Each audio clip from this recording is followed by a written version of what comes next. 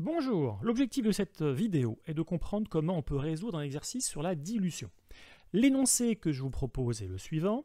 On dispose d'une solution S0 de chlorure de sodium, donc de l'eau salée, qui a une concentration en masse de sel égale à 15 g par litre. On prélève un volume V0, donc de cette solution, pour préparer un volume V1 de 50 ml de solution fille. On nous demande de déterminer la concentration en masse de sel CM1 de la solution S1. Alors déjà, ce qui est important quand on a un exercice à résoudre, c'est de bien comprendre l'énoncé. Alors nous allons le décortiquer ensemble en faisant un schéma. Et n'hésitez pas, en cas de difficulté, à toujours faire un schéma afin de mieux s'approprier l'énoncé. Alors ici, nous avons une solution S0 de chlorure de sodium. Ça signifie que par litre de solution, on a 15 g de sel dissous dans cette solution. On ne connaît pas le volume de cette solution mère, mais cela n'a aucune importance. On va chercher à prélever un certain volume V0 de cette solution mère, donc avec une pipette jaugée, qu'on va verser dans une fiole jaugée. Ensuite, avec une pipette d'eau, on va remplir cette fiole jaugée jusqu'au trait de jauge pour obtenir notre fameuse solution de volume 50 ml. Donc vous aurez bien compris qu'il aura fallu choisir une fiole jaugée de 50 ml pour obtenir une solution fille de 50 ml. Alors ce qu'on cherche, c'est la concentration en masse de sel, notée CM1, dans cette solution fille. Voilà, maintenant qu'on s'est bien approprié l'énoncé, que va-t-on écrire pour commencer l'exercice? On sait que lors d'une dilution, il y a une grandeur qui se conserve. À l'évidence, ce n'est pas le volume de la solution qui se conserve puisqu'on ajoute du solvant. Est-ce que la concentration en masse de sucre dans mon jus d'orange reste constante? Vous le savez, la réponse est non. En effet, si je bois maintenant mon jus d'orange, il sera moins sucré car il y a maintenant moins de sucre par goutte de solution de jus d'orange. Mais est-ce que je vais avaler la même masse de sucre si je bois entièrement mon verre? Vous connaissez la réponse, je n'ai fait que ajouter de l'eau, donc la masse de sucre n'a pas varié. Alors pour justement appuyer cette notion qui me semble importante, je reprends l'exercice, j'ai schématisé le sel dissous par des boules vertes. Alors attention, je ne voudrais pas vous apporter des idées fausses avec ce schéma. Le sel est invisible, il est dissous dans le solvant et se trouve partout dans la solution de façon uniformément répartie. Ce schéma a juste pour objectif de vous montrer que la masse de sel que je prélève dans notre solution S0 est la même que dans S1.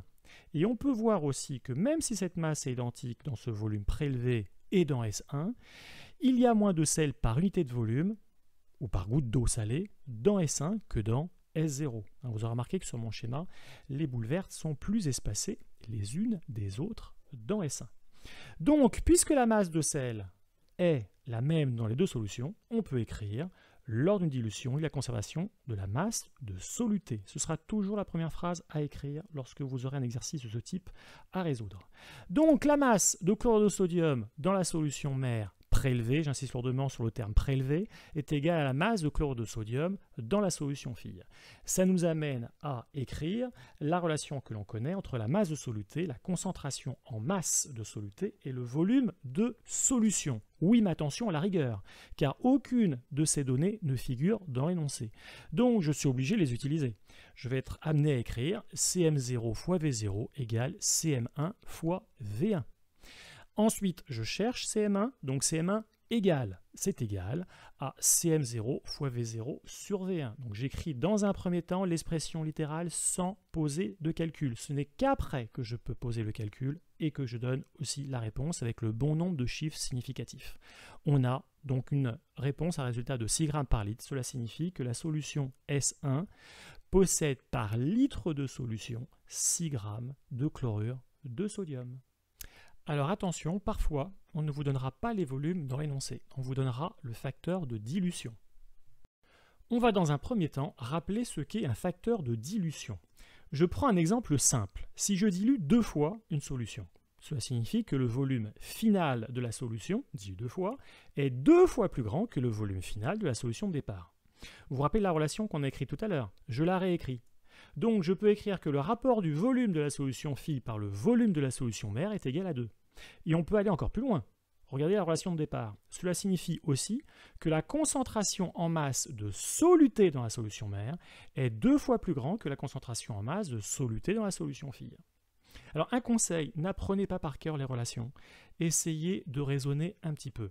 Regardez, le facteur de dilution est un nombre sans unité, donc nécessairement au numérateur et au dénominateur, on a des grandeurs qui ont les mêmes unités. Ça c'est un premier point. Le deuxième point, c'est que le facteur de dilution est toujours supérieur à 1, donc je suis sûr que la grandeur placée au numérateur est plus grande que celle placée au dénominateur.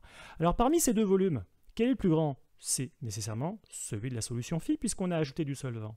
Et parmi ces deux concentrations, quelle est la plus grande? C'est en effet celle de la solution mère puisqu'il y a plus de soluté par goutte de solution dans la solution mère. Donc on retrouve sans problème cette relation sans apprendre par cœur. Donc on reprend l'exercice de départ, on écrit les mêmes premières lignes. J'imagine que vous avez trouvé le facteur de dilution. Grâce au volume, V0 et V1, on fait 50 divisé par 20 ml et on trouve un rapport de 2,5. Donc le facteur de dilution est de 2,5. On a dilué 2,5 fois la solution mère. Bien, alors je répète ce que j'ai dit, on peut dans un exercice ne pas vous donner les volumes et à la place vous donner le facteur de dilution. Donc on ne va pas résoudre l'exercice maintenant avec les volumes V0 et V1, même si j'ai indiqué sur la ligne suivante. Ce qui nous intéresse, c'est d'écrire en effet CM0 sur CM1 égale 2,5. Et ensuite, l'exercice est quasiment fini.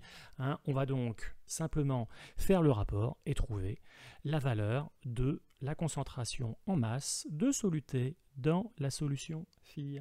Voilà, la vidéo se termine en espérant que cela vous aide pour la résolution de ce type d'exercice. Bon entraînement!